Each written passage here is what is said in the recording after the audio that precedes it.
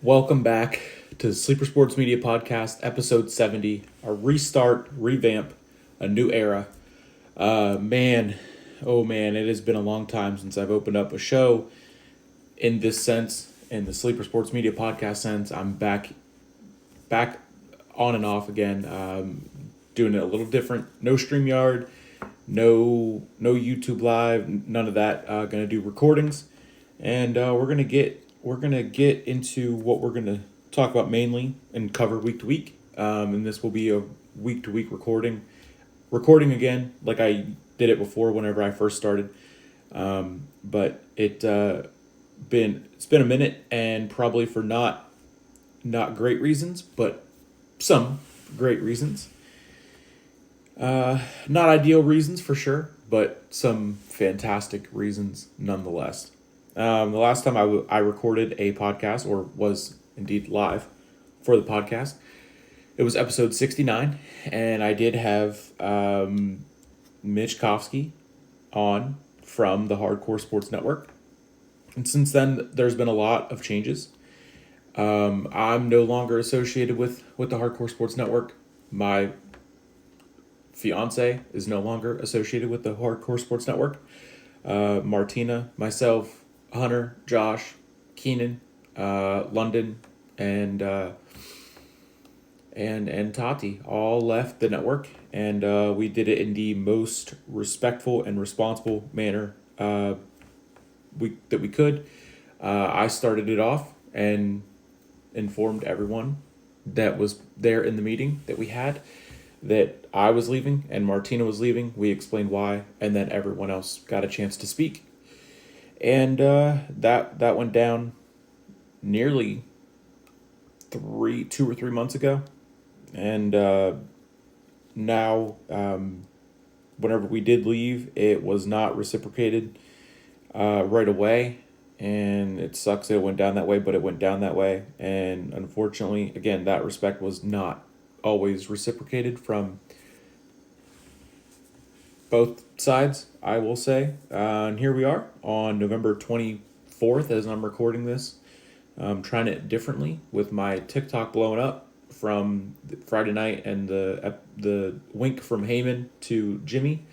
Also, I don't know how to fix that. The glare on the glasses is kind of bad, but we'll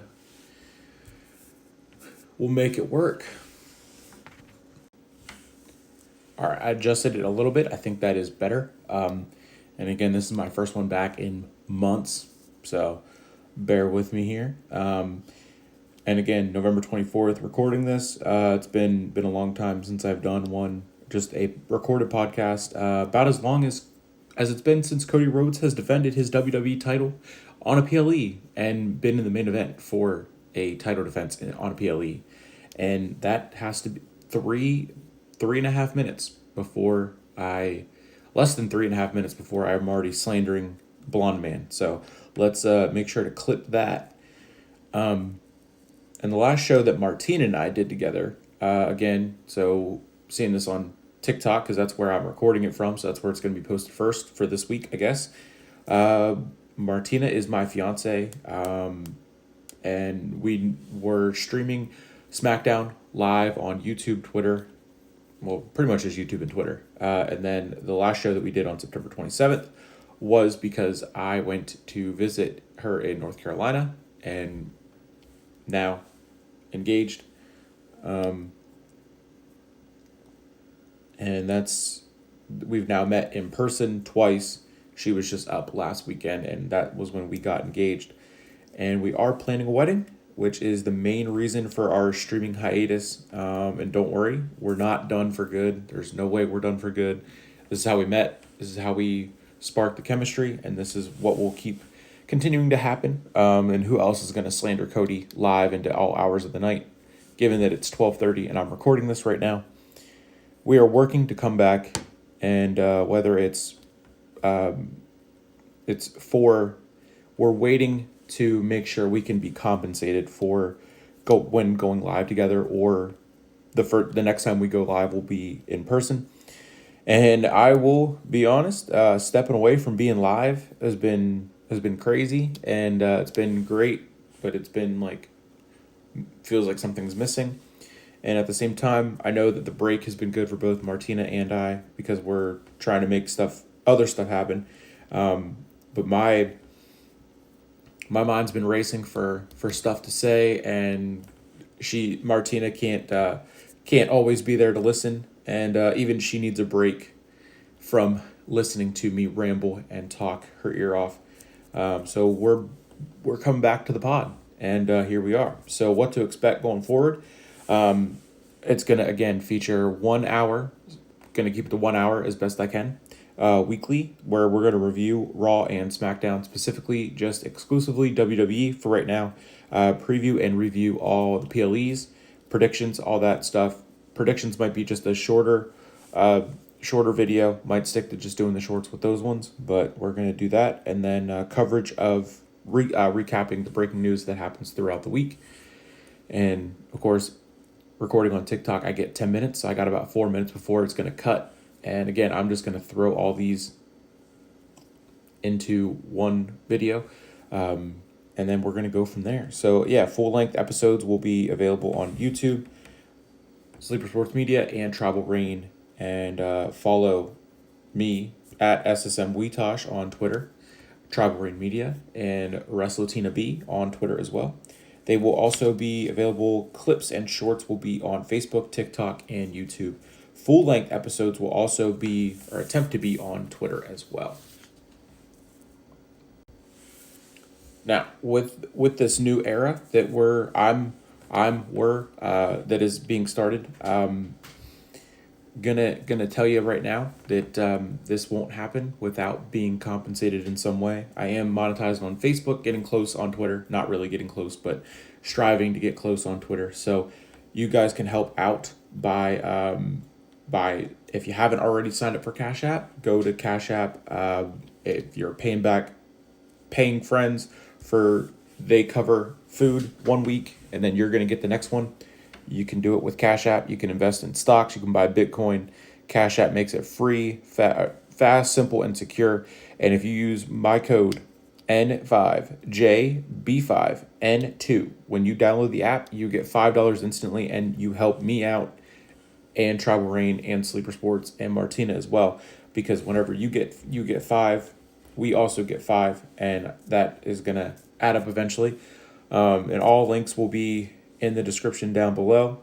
And then also looking ahead into 2025, like I said, the word of the year already is compensation, because it's time for the hard work that I myself have put in, Martina has put in, and all the other faces that you're going to see on Sleeper Sports Media and the podcast here, Keenan, London, and Martina as well. Like I said, the faces that you'll hear from across and see across all platforms, Facebook, Twitter, YouTube, Instagram, everything. Those guys will be here on and off, hopefully, and some other ones as well. So please support their work also by subscribing to their channels, following their incredible channels, journeys, and content there. And before we get into Raw and SmackDown, and also previewing and predicting Survivor Series War Games, got to briefly address the rest of it whenever I briefly covered the Hardcore Sports Network.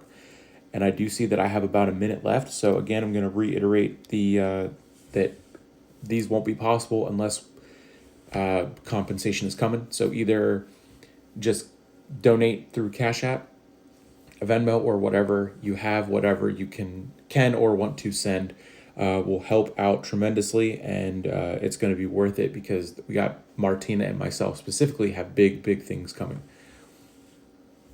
And I got about 40 seconds left on this first part. So again, the Cash App code was N5JB5N2, and I'll have a code pop up on the screen whenever I do some editing and whatnot. And also, we're going to be incorporating a Discord, but more on that in the second part or a little bit later here in the episode. More ideas to come, and more ways to get closer and get everyone exclusive parts and feel important and everything like that. So we're going to cover the departure of the Hardcore Sports Network coming right up in about 3 or 4. All right, we're back. It's going to look more seamless than what it was, but we're back with the next not part, because it's going to be one thing, but the next 10-minute in increment in which I'm recording this. But to Mitch, Earl, Sarah, and Denise, I have zero hate, zero hard feelings towards any of you. I do respect you all, appreciate the lessons and everything that I learned from my 7 months in the Hardcore Sports Network, and the journey had its challenges, from graduating school, Full Sail, getting to the network, being in, and then just jumping right in and working and going and laughing, making memories, and positive impact in my growth as a journalist and creator. And most importantly, it led me to Martina. So moving forward, just building bridges, getting over the old ones, and not letting there be anything, no drama, no BS, no subtweeting. Haven't seen it in a while, in about a week or so, given that the couple conversations that I've had with certain individuals, and that other individuals have had with said individuals as well.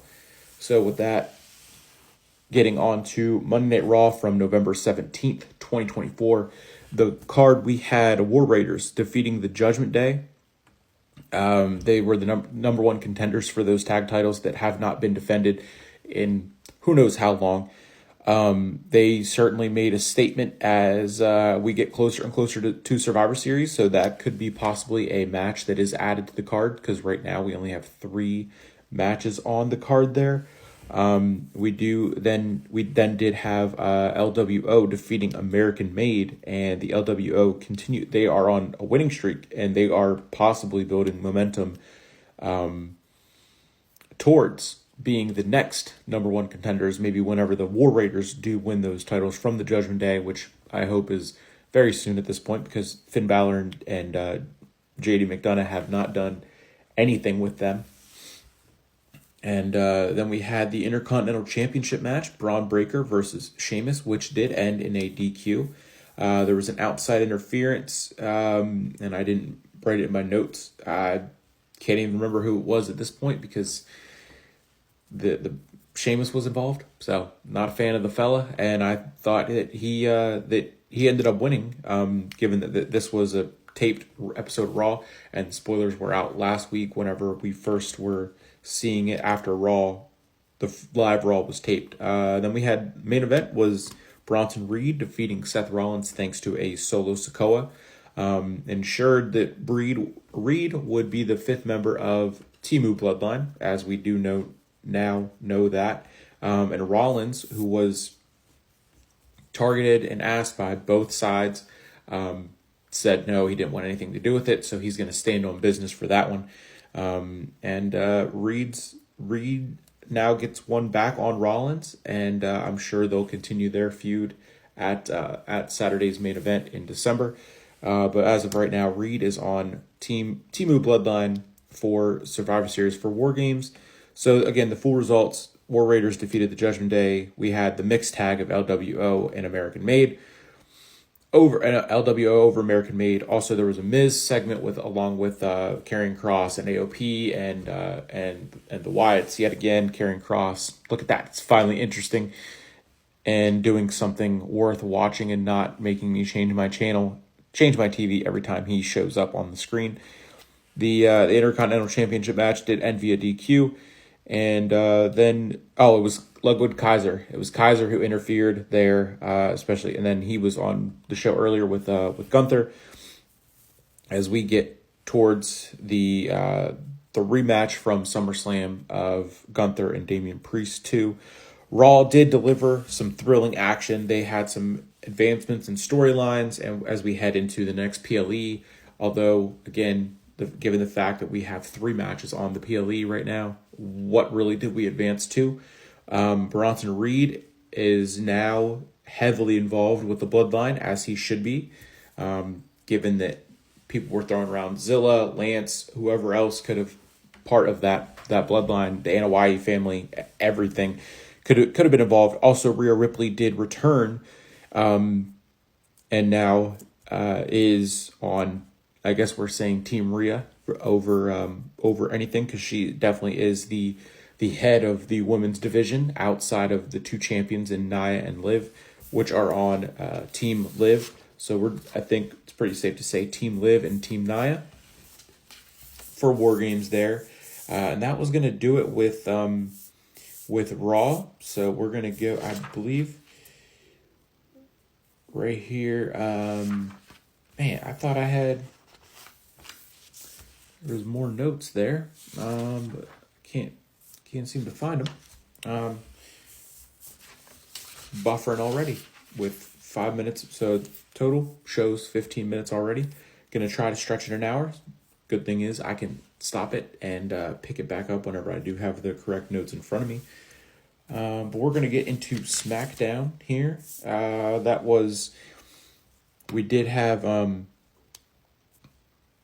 the women's title tournament match, triple threat, Chelsea Green, Bianca Belair, and Blair Davenport. The men's United States Championship match, LA Knight versus Santos Escobar. And the tag titles, tag team match, no titles on the line, champions not involved. Bayley and Naomi defeated Tiffany Stratton, Candice LeRae, and then Montez Ford defeated Tommaso Ciampa. We also had, of course, the Bloodline opening the show and closing the show, and then in between there, Cody and Kevin Owens did have their face-to-face.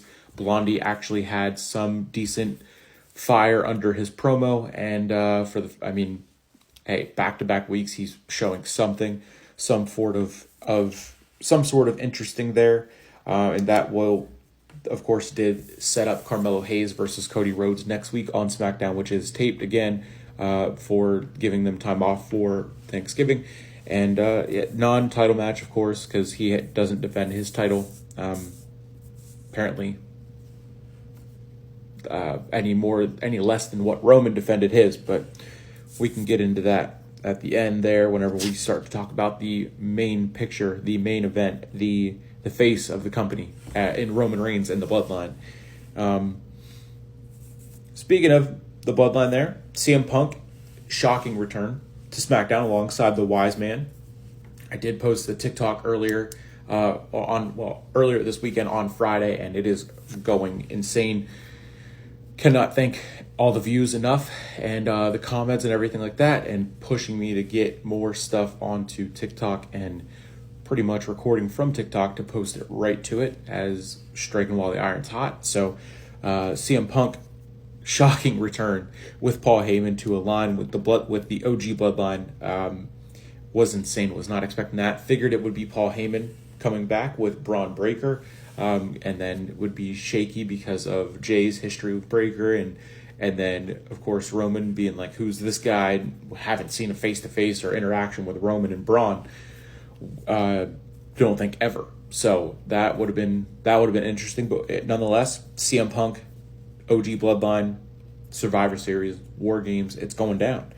And then other notes that I did have here, Jade Cargill was attacked backstage during the triple threat for the women's U.S. title, and Bianca left the match, went to her partner's aid, and then kind of had a rough go with Naomi and Bayley, and everyone now on Twitter is pushing saying Naomi did it. I don't think she did it. Given that this week was really crappy, I've just been really leaning into that heel character persona on Twitter there, looking for the reactions that comes with that territory. And so Jade is seemingly out. WWE did announce that she had multiple injuries, crazy, insane list, and there's no timetable for her return, given that reports did then come out saying that she is actually injured. And then moving on, so looks like she will be replaced. She's still on the graphic for War Games as of right now on the WWE website, but on Wikipedia, which again isn't official by any means, that has already changed to include and replace Jade with Bayley for Team Bianca, I guess we can say it now. And then going forward after that whole debacle and part of SmackDown, that just wraps up and brings us into the other WWE news coming out and coming to light. All right. More WWE news. Netflix era officially begins January 6th, 2025, and it will feature CM Punk, Roman Reigns, Cody Rhodes, Bianca Belair, so many others. Cannot wait to find out who's going to be there, and it's going to be live from the Intuit Dome, the new home of the LA Clippers in Los Angeles. I do believe London is going to try his best to be boots on the ground for that one. London at No Dirt Sheets. You do see the logo right up there. Make sure to go follow his stuff, his channels, his website, everything like that. Also, check out Prince Nana Coffee on his channel using his code or mine. Also, Travel Rain Media. And then, of course, Purple Rain Candle Company. And just a few of the faces here on the channel, on the podcast that you will see going forward, given that this is going to be out to the new platform that is seeing some great stuff right now, and that is over here on TikTok. More news. We do have Intuit Dome January 6th, and then still no word on if it's going to be 3 hours or stay at 2 or go back to 3, and then any timetable of what will be what. Also, Becky Lynch addresses her retirement rumors. She was just seen along with seen with Seth and Rue at the premiere of Moana 2, and she did receive a comment on her Instagram, on the Instagram post that was going around. Liv said, "Congrats on, hope you're enjoying your retirement," or something like that, and then said Rue looks great. So playing both sides was fantastic as usual, as she is. And Becky was in an interview, or might have been there at the premiere, saying, "If you think I'm going out with Dominic Mysterio slamming the cage in my face, you got another thing coming. There's no way." Shut the speculation down that she's retired with a fiery statement, as she normally does. Could be hinting at a possible Rumble return. I guess we'll just have to wait until February to see, given that the Rumble is in February of this year.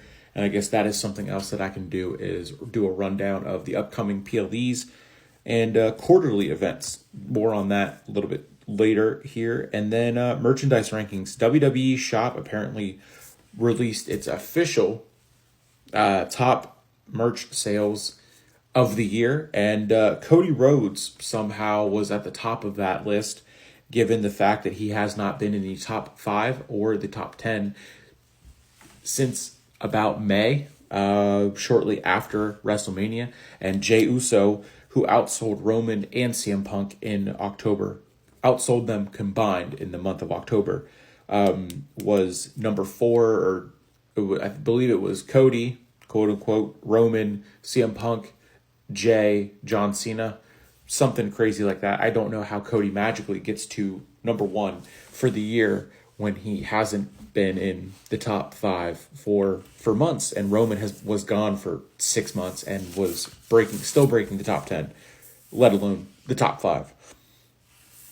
That is going to be the other news there. For some notes that I had right in front of me, and then had to think of other ones. Other ones do include Triple H's comments on the Netflix and the buffering issues that we saw on the Jake Paul-Mike Tyson fight. And he went on to say that if they do experience some buffer issues, and then Netflix comes back and says, "Hey, we did 60 to 70 million households streaming and watching," that he would be okay with a little bit of buffering. And I got to tell you, I would be too. Gonna enjoy watching Raw on Netflix way more than what I would watching it on cable. Also, other Netflix and WWE news: the WWE Network is going to officially shut down on January 1st, and the only way to watch Raw for the U.S., us over here in the U.S., will be on Netflix, and then the rest of the world, 80% of the world, I think, is what Triple H keeps throwing around, or has kept throwing around. We'll get all WWE content, Raw, NXT, SmackDown, all on Netflix in the UK and just over in Europe altogether. And then no word on the Peacock deal, the current Peacock deal, to keep the PLEs on there past 2026, which is when the current Peacock deal with Peacock does expire. And then going forward, there's still question in where we're going to get the library of full episodes, of weekly episodes, given that Hulu no longer has the next day, has them uploaded next day, which is how a lot of people actually do watch Raw, NXT, and SmackDown. Other news, including in that, is again, Rumble is in Indianapolis on February 2nd or 3rd, something like that. Elimination Chamber will be coming from Canada on March 3rd, and then of course WrestleMania April 19th and 20th, or 20th and 21st, whatever the dates are specifically. Don't have those notes in front of me, so it shows how prepared I was. Shows it is kind of late, and that's why the energy has been down. It's also been a crappy week, so trying to get back into the motivated and spirit of podcasting and trying to sound better. Just as long as I sound clear and everyone can hear me and can kind of ramble, and like I said, shooting for an hour, given that I'm at 30 minutes and I'm literally running out of stuff to talk about. Went over Raw, went over SmackDown. I guess I could throw in NXT. And AEW Full Gear was tonight. Don't know if it's still going on. I wouldn't be shocked if it was still going on, but I'm not watching it, not wasting my time with that pissant company. And yes, this is a WWE exclusive podcast and channel now. No more covering AEW and the minor leagues. Standing firm, standing on business, that WWE runs the wrestling world, and their promotion is number one, always has been number one, and always will be number one, then, now, and forever. Looking ahead at Raw, the go home episode of Raw, which was taped, I do believe, might not be, but we do have LWO, Dragon Lee and Rey Mysterio versus the Creeds. We do have Braun Breaker and Ludwig Kaiser, and then I'm sure there's going to be other stuff involving Gunther, Priest, and anyone else. And then the New Day facing Alpha Academy. The New Day has been at odds with each other, teasing the split for months and months and months. So hopefully we do get that soon. They've also teased an anniversary show for them, which apparently is coming on December 2nd, which will be that first Monday in December and the Monday after Survivor Series. So I guess that does make sense. Kind of Raw after pay-per-view. PLE is always going to be kind of exciting.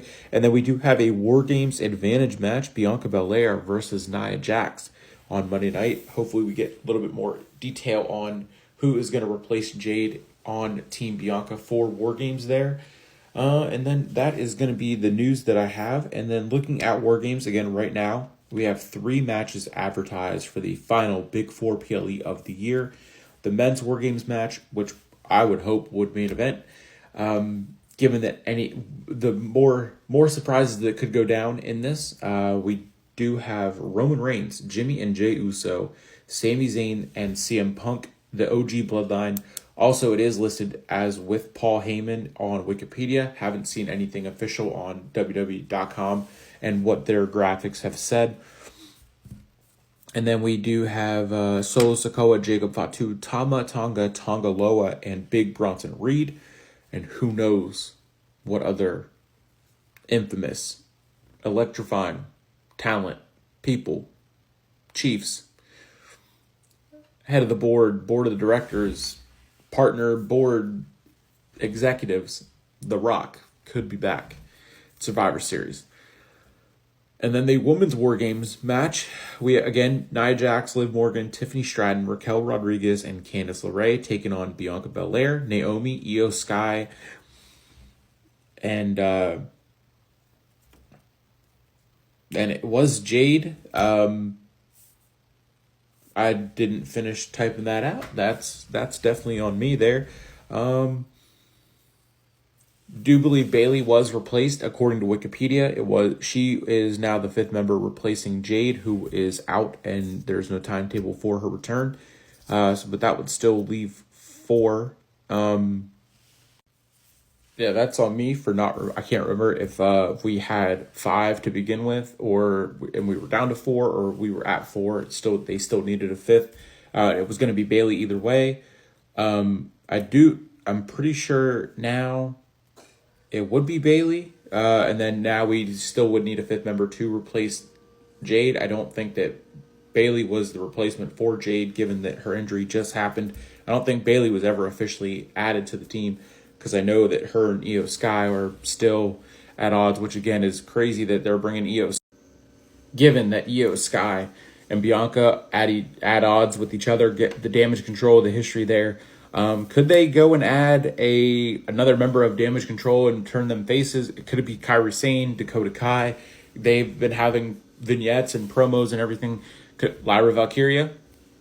Could it be her? Could it be a returning Becky Lynch, Alexa Bliss, or Charlotte Flair, given that Charlotte Flair did just tease her return with an interesting video on Twitter there the other day. I also wouldn't put it past them to just brush by the history that Damage Control has with all three of them, and then bring in Kairi Sane and put Bayley, Io, and Kairi back onto a team, a returning Asuka at this point. Who's to say? And I hope that we find out on Raw and not on SmackDown, given that the spoilers will be out eventually.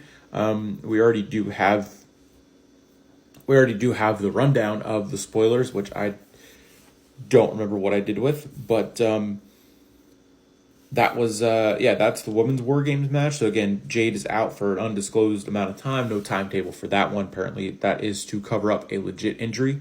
And then we have the World Heavyweight Championship, Gunther and Damian Priest 2. Gunther is cooked, okay? Gunther is cooked, and he lost to Cody. He lost to Cody, and now he's cooked. He's done. He's toast. He put the fries in the bag. He's done. He's cooked. Aura lost, gone. Getting beat down in church shoes like Cody did. Don't care about him anymore whatsoever. Damian Priest should get the title back, and Gunther should completely reinvent what he is doing with his character. He has spent 75% of his career in WWE as a champion, undefeated, or for less than 5 losses in his entire career. And now he's losing back-to-back weeks, getting pinned and getting beat. He's lost back-to-back weeks at the Raw before, or the SmackDown before Crown Jewel, and then lost at Crown Jewel, and then came back and has now been getting beat down on Raws by Damian Priest, and got Ludwig Kaiser talking back to him, and he's supposed to be the ring general. Done. Over. Cooked. The gimmick, it's done. It's over with. You got to find something new. You got to figure it out, and you got to switch it up some, because the big bad foreign bad guy is it's been used. It's done. It's cooked. And never been a big Gunther fan. Never been a Sheamus guy. Foreign guys just don't get it. Never have. Probably never will. Damian should get that title back, and then from there, who cares where you go? That title is a joke, just like the WWE title is a joke, because Cody doesn't know how to hold it, he doesn't know how to carry it, and he doesn't know how to defend it. We are really getting into the third. He hasn't defended the title since September 13th, which again was the premiere of SmackDown on USA, as you can see up right there. He defended, that was again back when he lied. He beat Solo in a steel cage match for the title, said he was done with the Bloodline, and then went backstage, said the Bloodline is Roman Reigns' business, and then literally 20 minutes later, he came back out when Roman Reigns said he didn't need Cody's help, he didn't need a partner, and he would take on Jacob and Solo all by himself at Bad Blood, which then, of course, led to Cody coming out and weaseling his way back into the main event, which led to him thanking Roman for the house, and Roman, as he should, just walked away, didn't say a word. And then that led into Cody, again, not defending his championship on a PLE, but hey, he was back in the main event. So I'm gonna map it out here. All right, got it mapped out here. September 13th, the debut and the premiere of SmackDown on USA. He had, again, a steel cage match against Solo. And then we got all the way out to October. Can't remember what he did between September 13th and October 5th, because every week after that, Roman Reigns was on the show, and that's all anyone really cared about, as they do. The Bad Blood was on October 5th, and that was the tag team match. He was in the main event. He thanked Roman specifically for the house. They sold 12,000 tickets and then had to open up more seats as Roman was confirmed for the event. Just throwing that out there. And then we got to October 13th, hit 1 month since he defended the championship on TV. But no, it's okay because he's defended it on house show after house show and dark match, and he's been in the main event, and he does tours and does this and does College Game Day with the title and does all this. Oh, but so Cody can do College Game Day with the title and take it all over the place, but when Logan Paul does it, he doesn't defend it. Gotta clip that one too. Logan Paul doesn't defend his title, and it's a problem, but he takes it all over the place and gets eyes to the title, and it's who cares because it's Logan Paul. But when Cody does it, it's okay. He's putting the company on his back and promoting and taking it and bringing eyes and all that. Got it. Move those goalposts. Then we had SmackDown this month, the 15th. He did a promo. No, I'm sorry, he didn't do he did a promo. The week before that, he didn't do a promo. He came out with the WWE officials and helped Randy onto the stretcher, pretended to do something, maybe said something for 45 seconds that the hot mic picked up, and then rode with Randy to the hospital in the ambulance, and then came back the next week, and then all of a sudden had fire in his promo. Friday night, did another promo. It was better. I will admit, it was better. And then Kevin Owens still tore him apart. And we still don't know when we're going to see Kevin and Randy, or Kevin and Cody in their match. Cody is still begging Kevin for a match at his title, and Kevin doesn't want it. Kevin's playing the waiting game and going to do it on his terms, as he should. Kevin Owens, justice for Kevin Owens having to deal with Cody. That led into Kevin saying I hate you to Cody. Cody looked like he was about to cry. That's not breaking news. That's an every week thing. Then we got Cody walking back into and was backstage, and then that's where Carmelo Hayes started to tell the truth as well. And then that led into Cody being a bully like he is and pushed Carmelo Hayes, and then led into, of course, the non-title match. He's finally going to wrestle on TV, but it's a non-title match. Never see the champion have to be protected and have to have so many non-title matches on TV or PLEs. But here we are, November, and his title run sucks. Then, of course, so the 27th is going to be a non-title match, and then looks like he's not going to be on Survivor Series. So not defending the title, not on the card for the PLE. Which is crazy because we all know why. We know why he's not even going to be on the card for Survivor Series. It's because why would they bother putting him on the card when we know everyone else on the card is going to be overshadowed by the two War Games matches. At this point, I think that they should alternate with traditional Survivor Series matches, the tag matches, the 5-on-5s, and then War Games. And you could even make it 2 nights. You could do night 1 and be champion versus champion, and traditional Raw brand versus brand. Bring NXT up to it. And then night 2, you can do the War Games matches. You could do 3 War Games matches on night 2. You could do an NXT, you could do a Raw, or a women's and a men's. I guess that would be 4 because men's.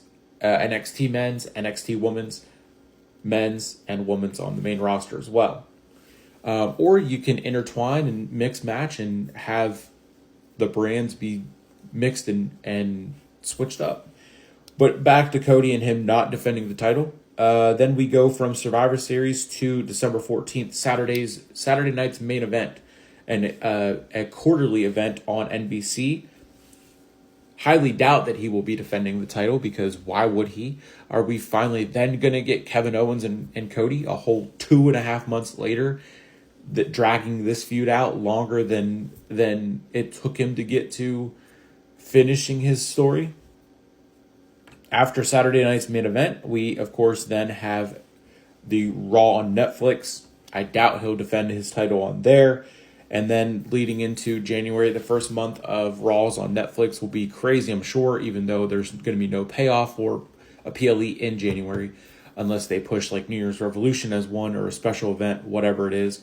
And then we're going to get the Rumble in February for the first time ever and from Indianapolis. So who knows what he's going to do for that one too. Who knows? Who knows when we're going to see Cody actually defend his title?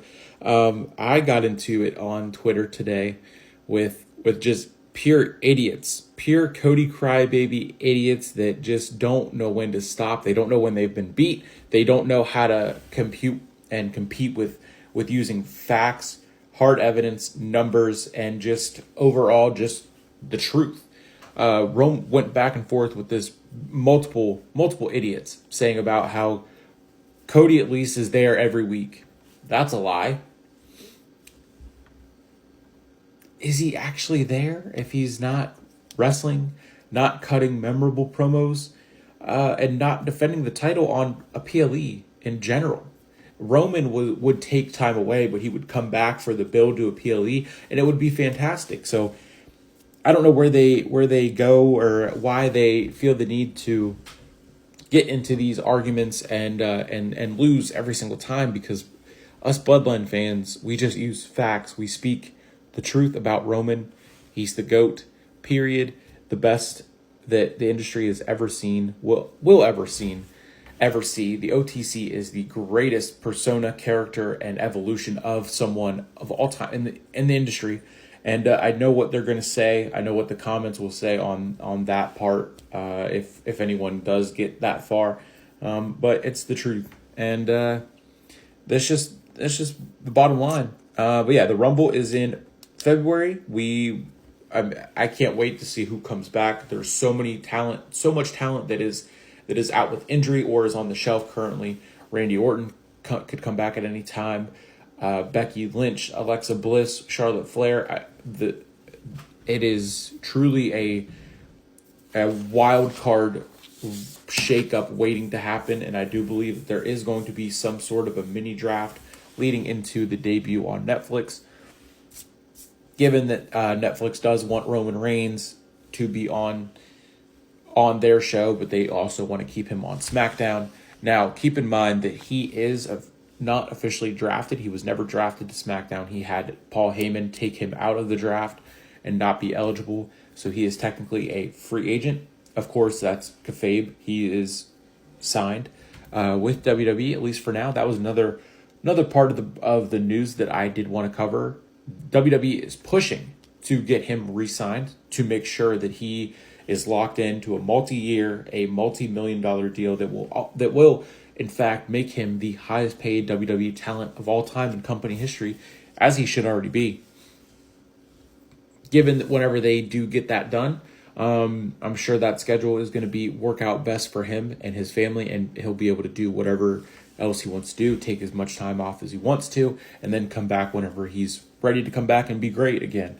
And then of course we also in January 25 we have the kickoff of the John Cena retirement tour, the farewell tour for Cena, the 16-time champ. Does Randy Orton come back and get his way into the title picture with Gunther? Does Damian win? And then we see Cena come back and go for the possibilities are endless, and 2025 could be the greatest year we've seen in the last decade, given that 25 will be my 6th year of watching the WWE and watching wrestling as a whole. I can't wait for it. The Rumble is always my favorite PLE to watch. It's going to be weird this year, given the fact that last year for the Rumble, I was doing the watch-alongs. And again, a little shout out to the network that, again, Hardcore Sports Network, no longer a part of, affiliated with, and really talk to anyone over there, which it is what it is. A couple people from over there have reached out and talked, and it was great to hear from them, get updates and see how they were doing and everything like that. Hope they are all doing well. Hope everyone over there is doing well. No hard feelings from me on this side with all of them. And I don't know if it's the same for them towards me, but it's been quiet, so that's all I care about. And I'm going to do my thing. They're going to do their thing. And that's how it's going to be. And we're going to see what is going to go down in 25, what Martina and I do stream-wise, what the rest of the faces that you will see on this podcast do stream-wise. And then we're going to just go from there. This is going to be, we're going to wrap it up, I do believe, unless might pause it one more time and try to find some more news. I think I'm at 45 minutes, so I might be able to stretch it. Getting closer to 40 minutes, since this is my fourth recording at 10 minutes apiece. So just got to do two more, find something to rant about for 20 minutes. Might even go over the Twitter battle here, or looking to just scroll through Twitter and take some notes here, and then come back and go over what I've found. But that was pretty good comeback episode. Gonna, again, an hour every week recorded. Find it on YouTube, clips and everything like that. Shorts will be out on Twitter, on YouTube, TikTok, all that stuff. And as we do get closer, this is gonna, if we do stretch it out as far as we can go in the week-to-week updates for the WWE, might look into covering the Steelers as well until football season would be over, and then would have to branch out into finding something else to cover, if that be the WNBA or just crossover box. And I guess I could jump into that and cover that with the Netflix deal being a topic of discussion. The Jake Paul Mike Tyson fight did just happen, and that was on Netflix. There was some buffering issues that I did notice, and a lot of people noticed were memeing it. Jake did win, of course. I think everyone knew he was going to win, given that Tyson just had no chance, and not being tired and not being able to keep up with the 27-year-old young boxing sensation in Jake Paul. Other boxing news, we do have Misfits 19 announced. That is, I believe that was the Qatar card, and Qatar somewhere over, not in the U.S., because that, they are, I'm sure they're just terrified to try to come over here and make a name for their joke of a boxing promotion. Also, other news, KSI and Jake, or I guess really Jake, has given the idea of flipping a coin. Logan kind of came up with it as well. Flipping a coin to figure out the weight for that mega fight that I want to see happen more than anything. Jake Paul versus KSI is huge for the crossover scene. And I do believe it was reported from Nikisa and his accounts, his Bafava or whatever, sports marketing promotion, whatever it was, said that they did send an offer to KSI's team for, it was 183 or 193, and then like 203, something along those lines, and it was a 50-50 split in the purse, 50-50 promotion, meaning MVP and Misfits as well. And then who knows where that was going to be streamed from. DAZN pay-per-view, ESPN Plus pay-per-view, maybe even bring Netflix back into the deal. And it was also reported that KSI was offered a fight on Netflix to fight Evander Holyfield, and he said no. Don't know how true that is, because who's turning down Netflix money? Let's be for real. And again, I say that, and Tommy Fury, who is going to be headlining Misfits 20 in January the 18th. So we do have an event to watch out for come January. Tommy Fury is going to be facing Darren Hill, whatever. Crazy. Tommy wants to come at Jake for fighting MMA guys and not fighting boxers, and yet here we are. Tommy, I do understand he was hurt with his hand and was out, and now he's coming back, so we can give him a pass there, but he better just knock the guy out clean and make light work of the MMA guys that come into boxing, and don't think it like the Dylan Dennis's come into boxing and say that it's not a real fight and everything like that. It's way more entertaining than MMA and all that. Up until Jake would actually do the PFL, I would watch that for sure. And hopefully also watching Amanda Serrano in the PFL as well. And then Francis Ngannou and the PFL over the UFC all day long for me. I know that's going to be kind of crazy to hear Probably won't hear it a lot from anyone. Tommy Fury, Dylan Dennis, Darren Till, MMA guys in a boxing ring fighting. I know how that sounds because I am an advocate for Jake fighting in the big fights, and if he fights an MMA guy, he fights an MMA guy, and there's levels to it. But with Tommy, what's his excuse? He can go and pick. He's not. It's funny how he's not picking another cab driver, taxi driver, for his comeback fight after his injury with his hand or whatever, and all the other drama that he's gotten himself into.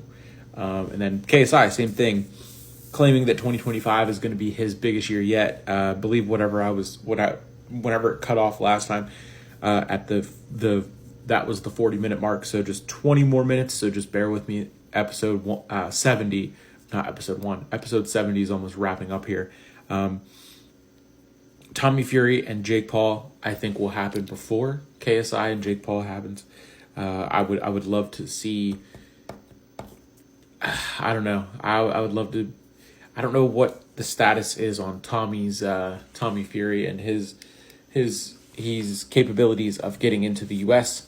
To have that fight over here. I mean, if it happens in a neutral site, not Saudi Arabia, or just in a different part of Saudi Arabia, or at least where Jake can be 100% healthy. I know that's going to sound like excuses, but if he can be at least 100% healthy and not have to switch up during training camp and everything like that, then run it back in the same stadium, arena, city, whatever it was. But I do believe that that will. I don't know if Jake fights in February again. December, January, February. That'd be 3 months rest. I think he's going to take at least I think he's going to take the rest of the year to relax. Probably won't see him fight until May, April or May. It looks like. But given the fact that he has kind of teased being open to working in the WWE and working with Logan, being his wise man, being his Paul Heyman, I think we could see the problem child El Gallo back in the squared circle. The last time we saw him was when Logan had a WWE championship match, or a Universal Championship match at Crown Jewel all those years ago, and we got the infamous Roman promo of tired of being humble, that masterpiece. Which that was another part of what the Cody Crybabies were coming at me for saying that Roman can't cut a promo like the one that Cody did on Friday. So that is just hysterical. And then we're gonna roll. I mean, but again, back to the Jake with the WWE stuff. He did say on Impulsive that he would like to. He's open to wrestling some and being somewhat physical, but he would like to be Logan's Paul Heyman, his wise man. And Logan was open to it. He said he would run with it. He would pitch it. So we're gonna see what happens and where they bring Jake into. And if that is the Rumble, I mean, maybe they both return to the Rumble. They both enter the Rumble, and that's Jake's. That opens the door for Jake. I mean, they can do a quick 2.5 minute spot with him in the ring there, knocking a couple guys out to help his brother, and then getting tossed out. And going from there. I mean, if his schedule is going to be open, we obviously no sense in waiting any longer for the Jake and KSI fight, because we know that's not going to happen for a while. KSI definitely, after taking a year-ish plus off yet again after his loss to Tommy Fury last October. Yeah, so he's been off for a year. Hasn't fought in a year. And Jake also joked and said about KSI is old. He's now retired, so he fits, and Jake's ready to fight him. I think Jake's always been ready. I think it's been KSI that has been the one that's ducking. Jake and KSI is huge. Tommy and Jake, the rematch is just as huge. Doing them on Netflix, both, or back on ESPN Plus and the pay-per-view there, anything but DAZN, And honestly, I mean, keep it on Netflix for real. If I'm being honest, no need to go back to the pay-per-view method. I mean, the numbers do not lie. 74 million live viewers for Amanda Serrano and Katie Taylor 2. Katie Taylor got away with yet another one. Amanda Serrano was robbed again. The first fight she won in Madison Square Garden to sell out, and then she won Friday night. She won Friday night as well in AT&T Stadium. I think they said 75,000 people, I want to say, and 64 million total throughout the whole thing. And it peaked, I believe, for the Amanda and Katie fight at 74 million. And it was a great event from what I did see. I didn't get to watch the entire thing.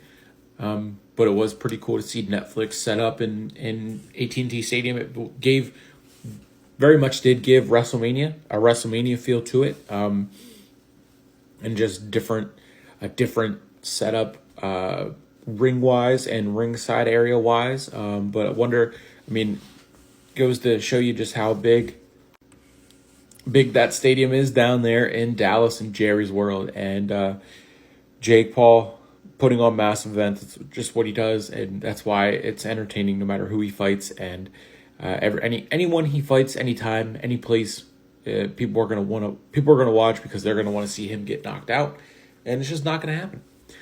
Sadly, Jake he did lose his streak in at least knocking down or out every opponent that he's faced. He did not get Tyson to the canvas, although, like he said, he wasn't going to hurt anyone that didn't need to be hurt. So at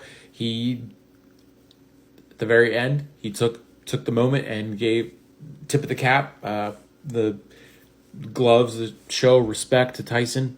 And they did what they did, and now they're cool. So I know that was kind of what Logan was saying on Impulsive, saying about Jake. He wants Jake and KSI to stop hating each other, and he knows that can only happen if one of them gets knocked out, or really just if they settle it in the ring. And the best case scenario is that the first fight ends in a draw. It ends in a draw, very convincingly. It ends in a draw. I don't think it's going to, but I think Jake gets out of there in 3 rounds. Jake has the power. KSI might have the speed and the style because his style is so weird, and all he does is move around and jump, and might give him a speed edge. But Jake's cardio, Jake. Power, Jake. Boxing knowledge and skill, Jake. Weird style and speed, KSI. But no. Skill level and experience, Jake. More rounds than KSI, because he continues to just do 6 rounds, 4 rounds, and 2 fights in one night to get the experience to show what he can do. You ain't showing nothing. So I can't wait to see it. And I mean, yeah, Mams Taylor and Nikisa, they gotta stop. They gotta, as Logan said on Impulsive as well, put the egos aside, flip a coin, and get the fight done. December of 2025, Wembley Stadium or AT&T Madison Square Garden, one of the two. I mean, really, do the trilogy. Do the trilogy. Do the first fight in a neutral site, and then you do. I mean, say the first fight's a draw, or even. I mean, Jake has said he doesn't care at this point. KSI can be the A side for all intents and purposes, but we know who brings the actual numbers. We know who brings the eyes, and we know who sells. KSI doesn't sell, at least not over here in the States, which matters, and they don't understand that, of course. So we're gonna have to wait even longer, I'm sure, to get this fight. December of 2025, I think, was like their deadline, when it would happen, if it happens. But Jake, KSI, waiting for that to happen. Jake and Tommy too, waiting for that to happen as well. Jake back in the WWE and Jake in the PFL. So more Jake Paul news, crossover boxing news as we get closer to the next Misfits card here. And we are wrapping up this is minute 50. All right, final 10 minutes of the show of episode 70 here. Like I said, going to stick to an hour. We're going to wrap this up. Jake Paul, a lot of stuff coming with him. A lot of stuff coming with Misfits Boxing. Going to cover that one as well. And again, this is primarily going to be wrestling specific. And if it's a short week, if it's a no PLE week, if it's nothing crazy happening in the week, besides we get through the results crazy quick, we'll kind of jump on the fly and cover some other things. WNBA and the Indiana Fever. I do believe the Washington Mystics do have the number 1 overall pick this year. The Unrivaled League has started. And then and just as we get back into WNBA season for Caitlin Clark and Angel Reese and Cam Brink and all the other rookies, Kate Martin, hopefully she comes back with a vengeance and is a good utility player there for Vegas and we just see the W flourish and be what we know that it can be, and they continue to shine as they do.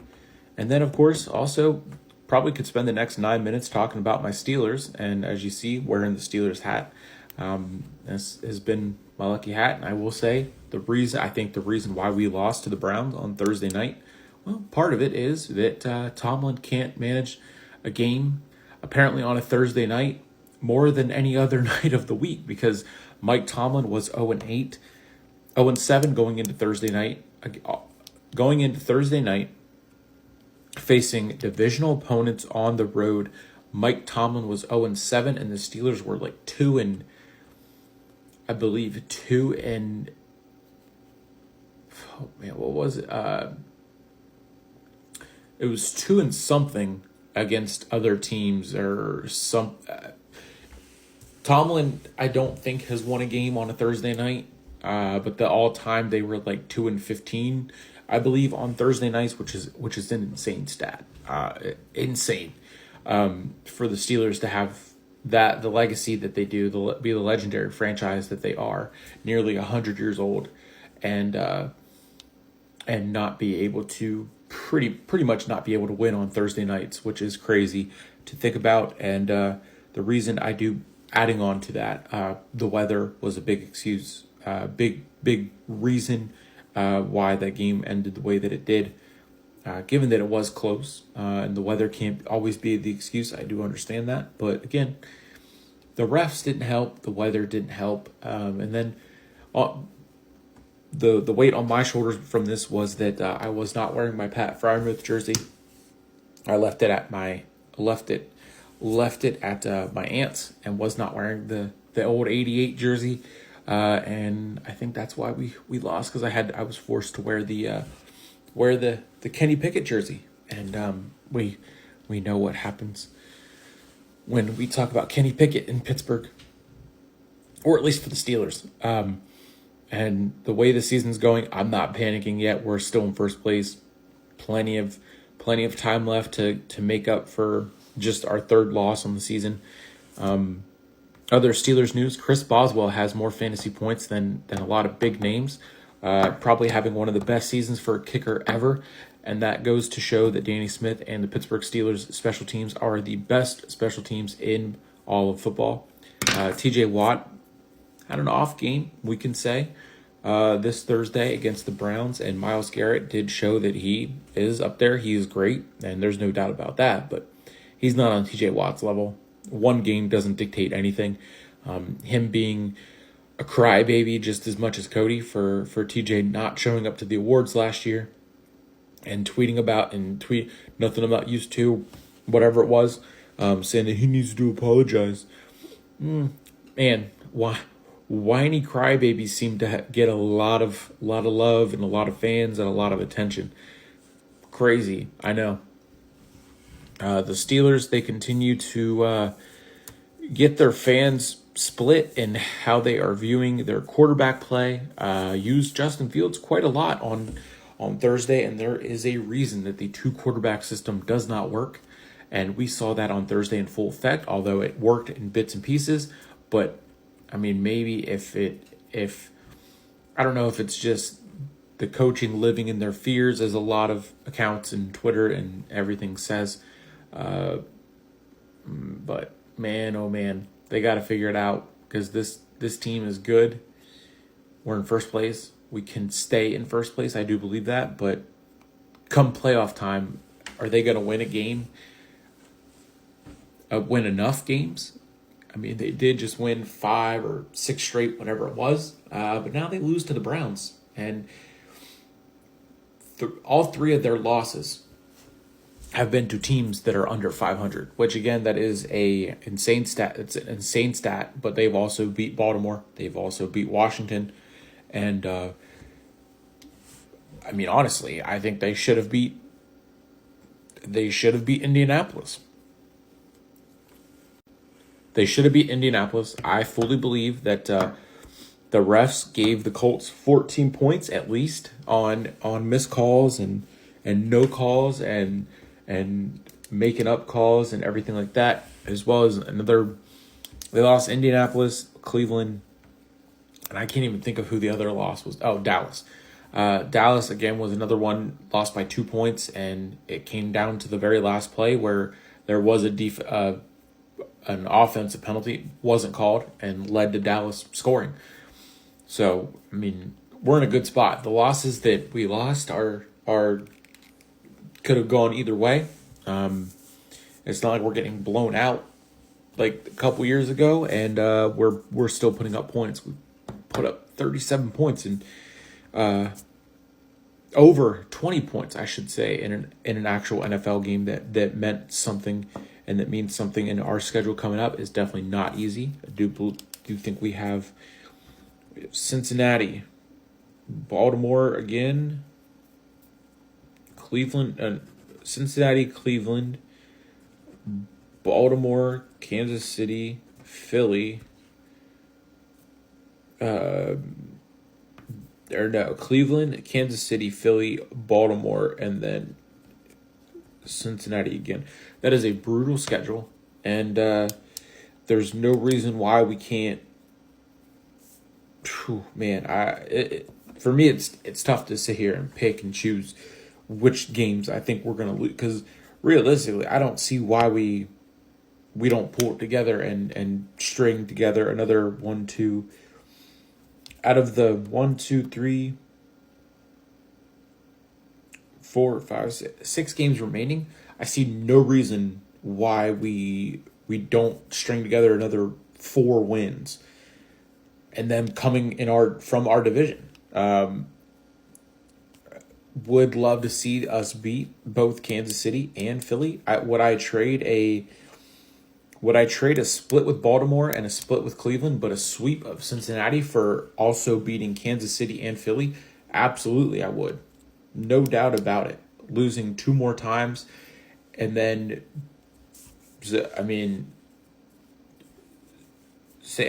off chance,